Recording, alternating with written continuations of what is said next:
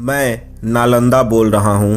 भारत का वो इतिहास जिसे बेरहमी से जला दिया गया और कोई कुछ ना कर सका। जब बात इतिहास की आती है तो आप केवल मुगलों और अंग्रेजों में ही फंसे रहते हैं, कोई पलटकर मेरी तरफ नहीं देखता। मुझे इतनी बेरहमी से जलाया गया था कि वो आग आज भी मेरे सीने में दहक रही है। लेकिन अफसोस तो इस बात का है कि आप भूल गए, आप उस मंजर को भूल गए, आप पूरे के पूरे नालंदा का इतिहास भूल गए।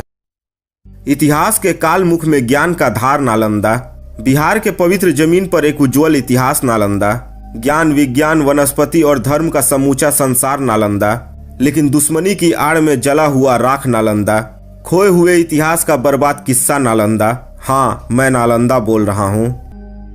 सवाल ये नहीं कि इतिहास के पन्ने टटोलते समय आपकी उंगलियां कांपती क्यों नहीं। सवाल ये भी नहीं कि गैरों का इतिहास लिखते लिखते अपनों की दास्तां कोई समझा क्यों नहीं, बल्कि सवाल यह है कि जिस विश्वविद्यालय ने हर भारतीय संस्कृति को अपने पुस्तकों में समेटे हुए काल के जाल में फंसकर अपना दम तोड़ दिया, उसकी चीख किसी ने सुना क्यों नहीं, वो मंजर किसी को दिखा क्यों नहीं।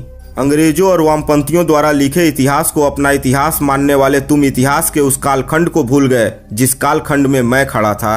पूरे संसार को ज्ञान विज्ञान और धर्म का पाठ पढ़ाने वाला मैं नालंदा, आज तुम मेरे एक एक ईंट को मात्र 100 रुपए में बेचते हो, शर्म नहीं आती। खैर छोड़िए, आएगी भी कैसे। जिसे ये लगता है कि भारत का खोज तो वास्को डी गामा ने किया था, वो नालंदा को क्या याद रखेंगे।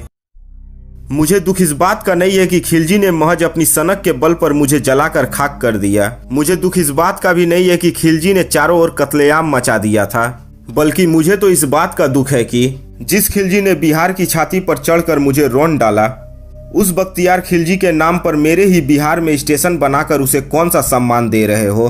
उसकी मजार पर फूल चढ़ाकर सजदे कर कर उस खिलजी को अपनी नजरों में कहाँ बैठाए हो।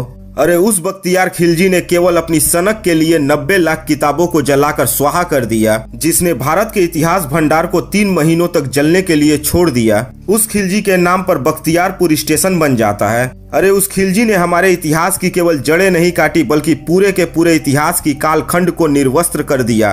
कुछ तो शर्म करो, अगर थोड़ी सी भी शर्म बची हो तो। खैर आप समझेंगे नहीं क्योंकि आप वहाँ नहीं थे, लेकिन मैं तो वहीं था। मेरी ही ठंडी छांव में 10,000 छात्र और 2,000 शिक्षक रहते थे। अरे कैसे भूल सकता हूँ वो काला दिन जब 200 घुड़सवार आए और निहत्थे छात्रों पर कोहराम बनकर बरस पड़े। आपको यह जानकर ताज्जुब होगा कि मेरी एक एक ईंट रक्त से सनी हुई है, जो चीख चीख कर अपना इतिहास बयां कर रही है। आप मुझे केवल एक विश्वविद्यालय के नाम से ना आकिए, बल्कि आप मुझे इसलिए भी पहचानिए कि कितने ही ऐसे वेनसांग हुए जिन्होंने विदेशों में रहकर सालों साल केवल इसलिए अध्ययन करते रहे ताकि उन्हें बस नालंदा में दाखिला मिल जाए। मैंने हाल ही में सुना कि बहुत से स्टेशनों के नाम बदले गए। मेरी भी नजर बख्तियारपुर की तरफ थी, शायद इसके भी नाम बदल दिए जाए, लेकिन ऐसा नहीं हुआ। अब मैं समझ चुका हूँ कि आपको अपने मूल इतिहास, अपने नालंदा से कोई मतलब नहीं है, इसलिए अब मैं चलता हूँ। लेकिन मेरे खंडहर मेरा इतिहास हमेशा बयां करते रहेंगे।